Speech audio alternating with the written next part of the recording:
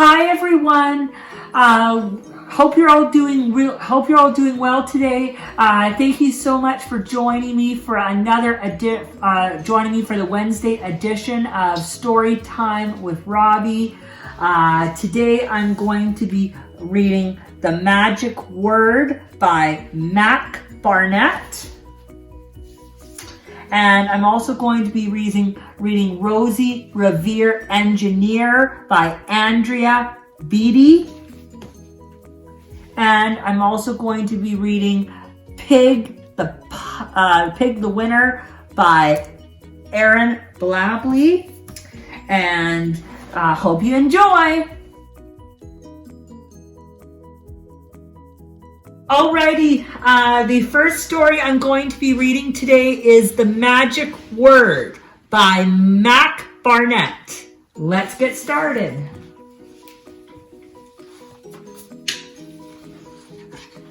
On Friday night at 8:45, Paxton C. Haymeyer of 23 Larch Street asked for a cookie. The babysitter said, "What's the magic word?" It's hard to say why Paxton did what he did. Maybe he thought it would be funny. Maybe he didn't like the way the babysitter was smiling at him, or maybe he was tired of adults asking him to say the magic word, but instead of saying, "Can I have a cookie, please?" Paxton C. Haymeyer said, "Can I have a cookie?" Alakazumba! There was a puff of blue smoke and a cookie appeared in his hand. The babysitter stared. "Give me that cookie." "Why?" Paxton asked. "Because you didn't say the magic word." "I think I did," said Paxton. Then Paxton scratched his ear and said, "Can I have another cookie?" Alakazumba! And some milk. Alakazumba! The babysitter scowled. Paxton C. Haymeyer put those cookies back in the jar. "Pour that milk back in the carton. You have until the count of 3. 1, said the babysitter. 2, said the babysitter. "Can I have a walrus that will chase the babysitter up to the North Pole?" "Alakazumba!" said Paxton. And he got one. That's how Paxton C. Haymeyer discovered the magic word. Alakazumba! At 9:30, Paxton's parents returned and found 23 Larch looked a bit different. Paxton C. Haymeyer, "Get down here right now," said Mrs. H. Paxton slid down the water slide into the living room. "Do you like what I've done with the place?" "You," said his father. "You did all of this." "Yeah," said Paxton. "Will you tuck me into bed?" Paxton said his mother. "You are grounded." "Well, that wasn't good. Could I get another one of those walruses?" Alakazumba! That night, Paxton ate cookies in bed. The next morning, he got right to work. Alakazumba! Alakazumba! Alakazumba! At lunchtime, the new robot chef brought Paxton some cookies. "I bet Rosie would get a kick out of this," Paxton said. At 3:45, Rosie knocked at the door and was let in by the butler. "What's with the elephant?" asked Rosie. "You mean Angelo," said Paxton. "He's my new pet." "How'd you get him?" Rosie asked. Paxton told her about the magic word. You mean, said Rosie, you have anything in the world and this is what you asked for? Want to go hang gliding? Asked Paxton. No, said Rosie. I have a Shark Tank, said Paxton. No thanks. Let's see all my sneakers, said Paxton. I just want to play Go Fish.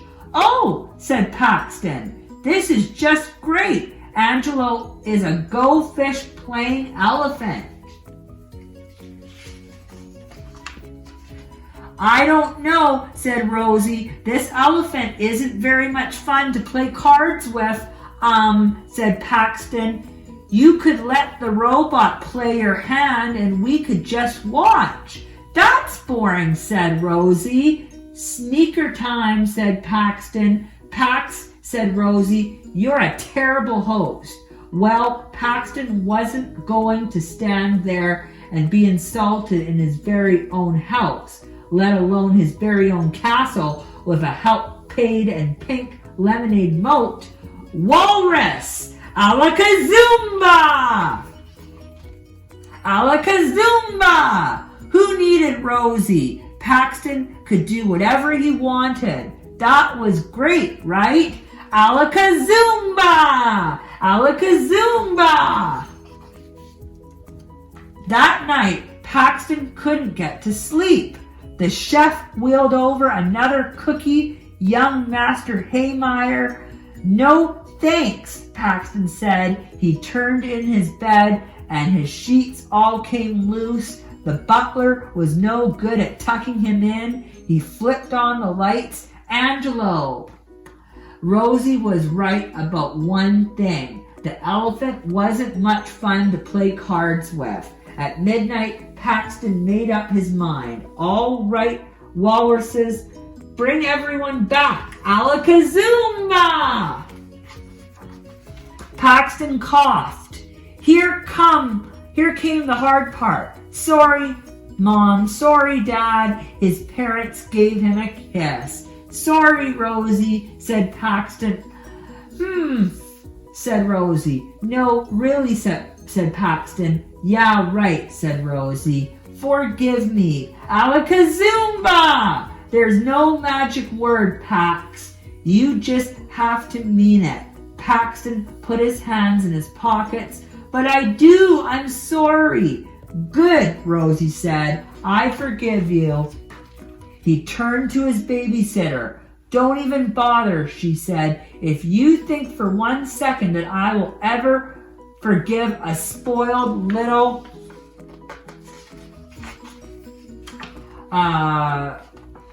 Alakazumba! The end. Alrighty, the next story I'm going to read is Rosie Revere Engineer by Andrea Beatty.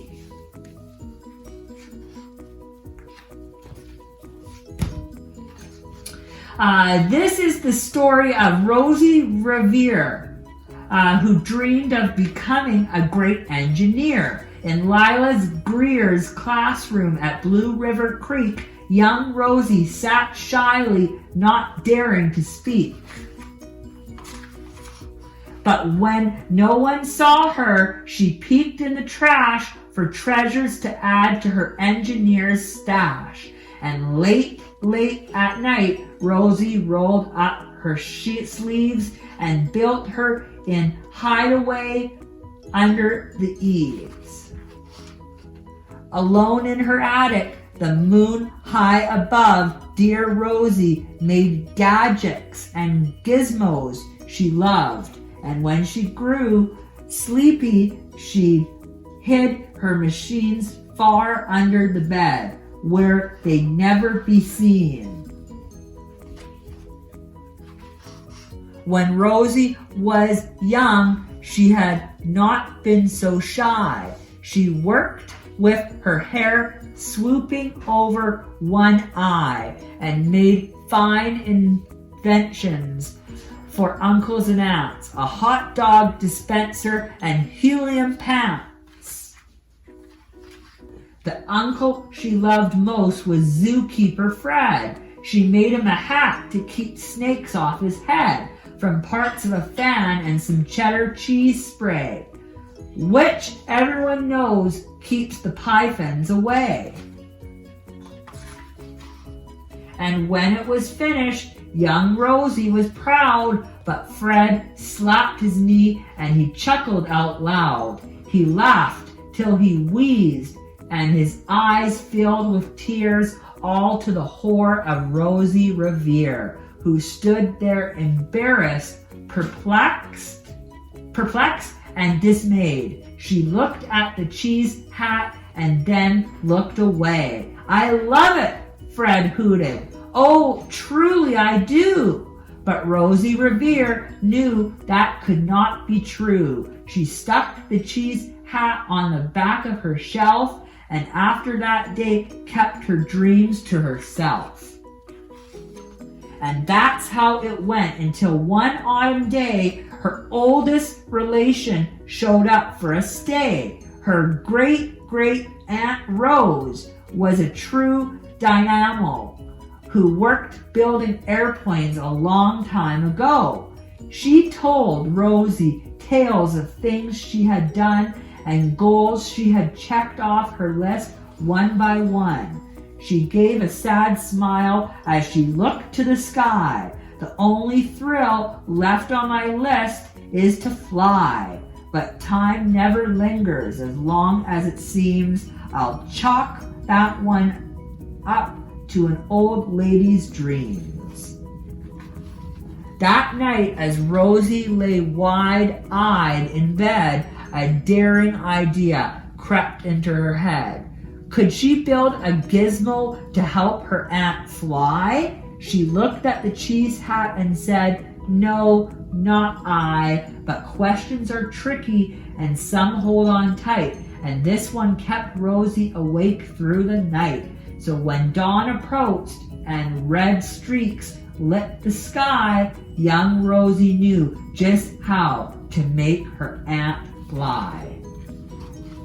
She worked and she worked till the day was half gone, then hauled her cheese copter out onto the lawn to give her invention a test just to see the ridiculous flop it might turn out to be. Strapped into the cockpit, she flipped on the switch. The Hello Cheese copter sputtered and twitched. It floated a moment and whirled round and round, then froze for a heartbeat and crashed to the ground. Then Rosie heard laughter and turned round to see the old woman laughing and slapping her knee. She laughed till she whizzed and her eyes filled with tears, all to the horror of Rosie Revere, who thought, "Oh no, never, not ever again will I try to build something to sputter or spin or build with a lever, a switch, or a gear, and never will I be a great engineer." She turned round to leave, but then great Aunt Rosie grabbed hold of Rosie and pulled her in close and hugged her and kissed her and started to cry. "You did it! Hooray! It's the perfect first try. This great flop is over. It's time for the next." Young Rosie was baffled, embarrassed, perplexed. "I failed," said dear Rosie. It's just made of trash. Didn't you see it? The cheese copter crashed." "Yes," said her great aunt, "it crashed. That is true, but first it did just what I needed it to do before it crashed, Rosie. Before that, it flew." "Your brilliant first flop was a raging success. Come on, let's get busy and on to the next." She handed a notebook to Rosie Revere, who smiled at her aunt as it all became clear. Life might have its failures, but this was not it. The only true failure can come if you quit. They worked till the sun sneaked away to its bed. Aunt Rosie tied her headscarf around Rosie's head and sent her to sleep with a smile ear to ear to dream the bold dreams of a great engineer. At Blue River Creek, all the kids in grade 2 build gizmos and gadgets and doohickeys too. With each perfect failure, they all stand and cheer, but none quite as proudly as Rovi Revere. End. The third story I'm going to read today is Pig the Winner by Aaron Blabley.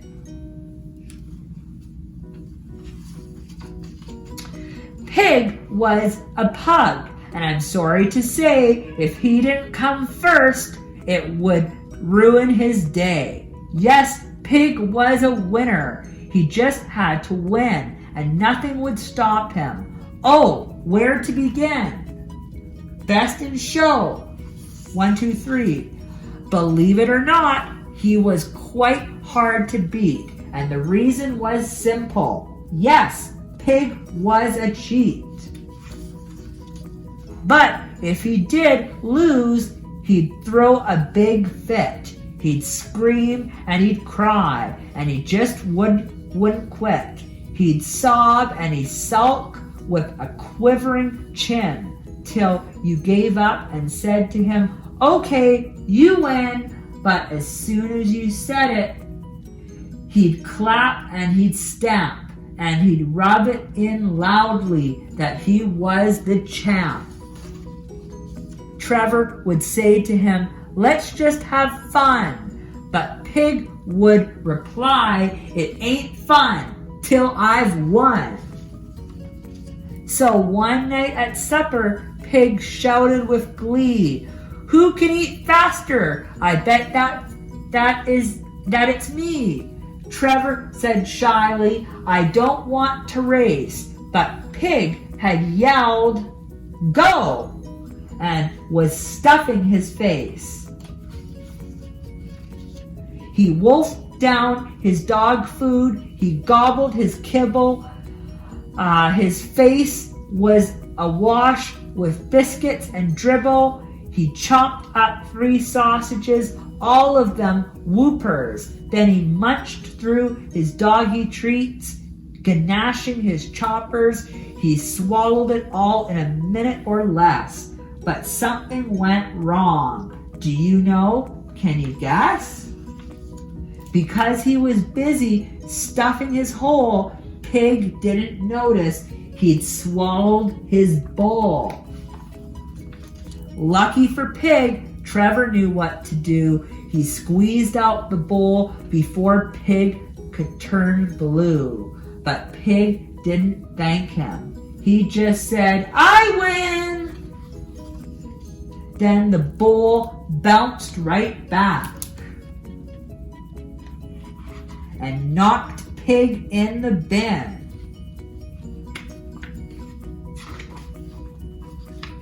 These days, it's different. I'm happy to say Pig's not the winner each time that they play. He plays to have fun, and his tantrums have ceased. Yes, Trevor can win now. Well, sometimes at least. The end. Hope you enjoyed the stories, everyone. Alrighty, thank you so much, everybody, for joining me today and for watching. Remember, please comment on the video. I would love to hear your feedback on what you think of the books, and have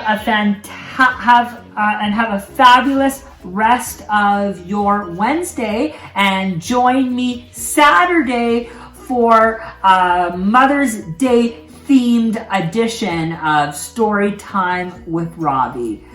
See you then. Bye.